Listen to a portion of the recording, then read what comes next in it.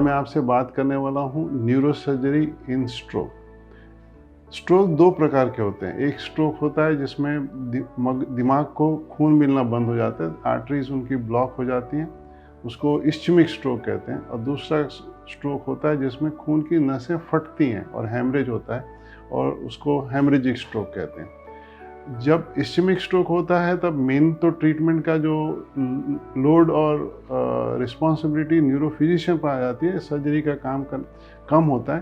पर कभी कभी जब मिडल सेरेब्रल आर्टरी, मतलब कि जो दिमाग की सबसे बड़ी खून की नस है, वो अगर बंद हो जाती है तो एक बहुत बड़ा एरिया डैमेज होता है और उसकी वजह से सूजन होती है, और सूजन की वजह से मिडल सेरेब्रल आर्टरी लगभग दिमाग के इतना एरिया डैमेज करती है।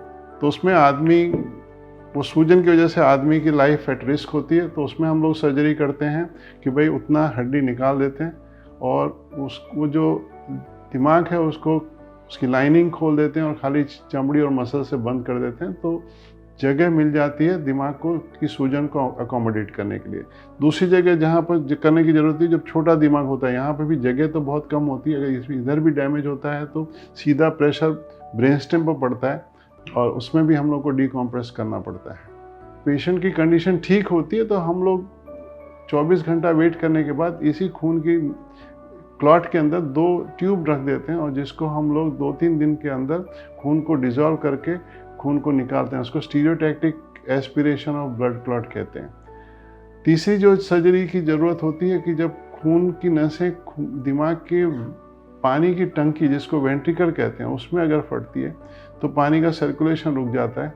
तो हम लोग ट्यूब जो है एक होल करके, वो ट्यूब हम लोग पानी की टंकी में रखते हैं कि जो पानी दिमाग में बनता है वो बाहर निकले तो अंदर प्रेशर कम हो। इस तरह से हम लोग सर्जरी करके पेशेंट को बचाने का प्रयत्न करते हैं। सर्जरी एकदम जितना बने उतना जल्दी, टाइम वेस्ट किए बिना करना पड़ता है, बिकॉज सब लोग समझ रहे हैं कि टाइम इज़ ब्रेन। जितना टाइम अपन बर्बाद करें उतना ब्रेन डैमेज होता है, तो इसीलिए टाइम इज़ ब्रेन।